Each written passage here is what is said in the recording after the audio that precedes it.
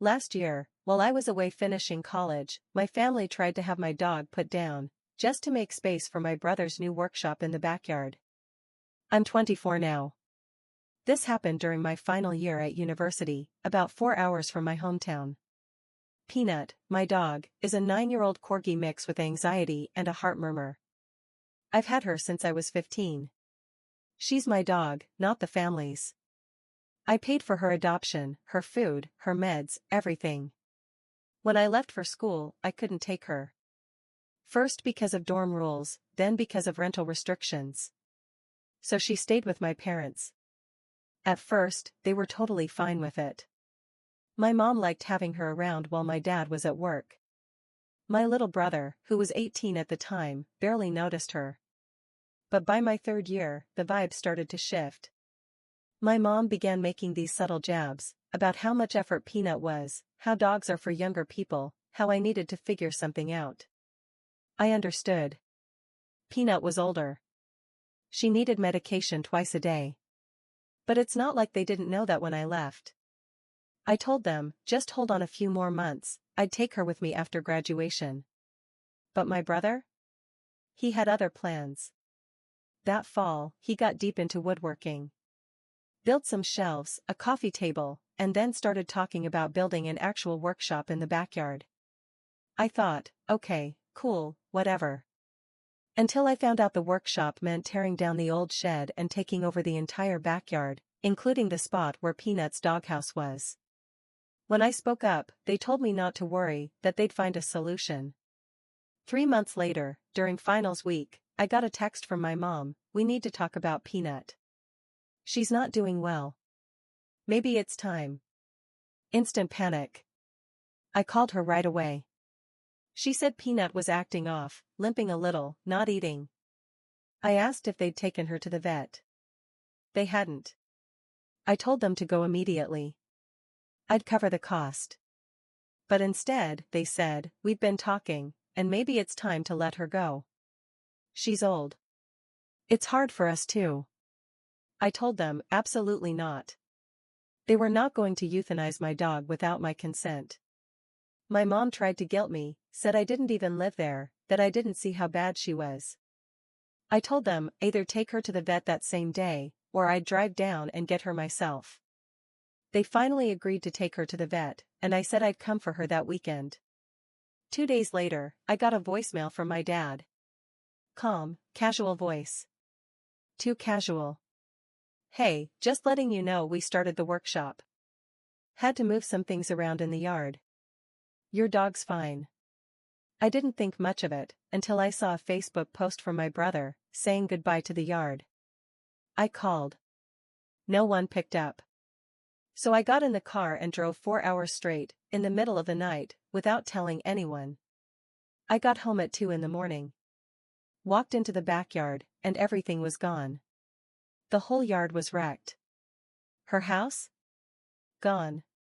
Her food and water bowls? Gone. And Peanut was locked in a plastic crate in the garage. No blanket. No food. No water. She was shaking, limping. I picked her up, and she let out a sound I'd never heard from her before, a kind of whimper that broke me. I rushed her to the emergency vet right then. $500 later, I found out she had a dislocated leg, probably from being yanked or falling, bruises on her ribs, and she was severely dehydrated. The vet asked if I wanted to file a report. I said yes. And that's where the real hell began. So no, I'm not going to let it go. I'm not going home for Thanksgiving, like they asked. Update 1. The summary of this update? My parents showed up at my workplace with a framed photo of Peanut and me, plus a gift bag, as if that would magically heal everything. After hurting someone I love, they want us to just move on, pretend nothing happened, go back to how things used to be. I was coming back from lunch when the receptionist flagged me down. Hey, there's a couple here who say they're your parents. I told her to let them know I wasn't available, say I was in a meeting, anything. She hesitated and said, they asked me to give you something. When I got to the front desk, there it was, one of those fancy gift bags with fake tissue paper and a little bow, sitting on the counter like it might explode. I even joked with her to call the bomb squad. Next to it was a framed photo. It was Peanut, when she was about 16 weeks old. I recognized it immediately. It used to hang in the hallway of our house. I was holding her in a towel after a bath, smiling like a dork. She looked like a soggy loaf of bread with ears. The photo had a note taped to the front, folded neatly. All it said was, "Please read this." I didn't open it. I just grabbed the bag, thanked the receptionist, and went back to my desk. I sat there for 10 minutes, staring at the bag like it might explode if I cut the wrong ribbon. Inside? A pack of her favorite treats, the brand I hadn't been able to find since we moved. A new collar, embroidered with her name, even though she still wears the one I bought her when she turned 5. A mug that said "Dog Mom loves her pup." And a long, handwritten letter folded into thirds. It was my mom's handwriting, but it was clearly a group effort. Lots of we, lots of as a family, lots of we've changed so much. They said they were deeply sorry for how things had turned out. That they never meant to hurt anyone. That they acted out of stress and confusion. They wrote, "No one in this world loves Peanut more than we do." Yeah. It really showed, back when they tried to have her euthanized under the excuse that she was sick. They ended the letter with, "We know we made mistakes, but we're ready to heal, if you are. Let's start over." For Peanut, if nothing else. If they want to make things right, they can start by telling the truth. Don't send me dog treats and a cheesy mug. I haven't responded. But part of me knows this isn't over. I know this was just the opening move in another long, slow manipulation campaign. And I swear, if they show up at my house this time, I'm calling the police. Update 2. They sent me a certified letter, demanding shared custody of my dog. Because according to them, she was a family pet. Real people. Actual human beings did this. I honestly thought I had seen the worst of their insanity. After they showed up at my job with that bag of junk and a framed picture, trying to tug at my heartstrings, I went completely stone cold. I didn't even take that stupid mug home, I donated it to charity the next day. Someone else can make better use of it than I ever will. I didn't speak to them. I thought the silence would make it crystal clear, I had no intention of seeing them, speaking to them, or reconciling. But I underestimated how far they'd go to drag me back into their lives. A few days ago, I got home from work and found a certified envelope waiting for me. Inside was a letter, printed with what looked like an official letterhead, but it was just a Word template with a cheap logo that read "Correspondence" from the family name. It was double-spaced and signed in blue ink. They were formally requesting shared custody of Peanut. I swear to God, I read it 5 times just to make sure I wasn't hallucinating or that it wasn't some kind of elaborate scam. They used language like, "We believe it is in Peanut's best emotional interest to maintain a relationship with the family she spent so much time with." Right. Because what she really needs is to be traumatized all over again. They wrote, "Given that she has spent the majority of her life in our home, we are entitled to reasonable visitation. And, our home remains her original home, and denying her access constitutes emotional harm." They even added, "We are open to arranging a rotating visitation schedule, bi-weekly or monthly, and we will provide transportation." And the gem that made me laugh out loud, "We do not wish to take her away from you. We simply want her to remain in our lives. She has been an emotional support to us as well." Oh really? Emotional support? From the garage? In a plastic crate? Limping and dehydrated? That's where all that emotional warmth was coming from? I don't know who helped them write this. Probably my brother. Maybe some free legal template site. But it was written like a child custody battle, just clumsier. They even ended it with a line that said they were exploring serious legal options if I didn't respond. Let me be clear, just in case anyone has doubts, Peanut is mine. I rescued her. I fed her. I paid her vet bills. I trained her. I stayed up nights when she had surgery. I wiped her eyes with warm cloths when they were infected. I called my lawyer, the same one who helped with the original lawsuit. I told him what was going on, sent him a copy of the letter. He told me it's legally, emotionally, and ethically absurd, but to save everything, just in case they try to escalate.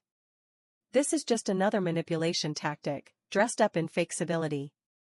The kind of thing narcissists do when outright aggression stops working, they pivot to bureaucracy.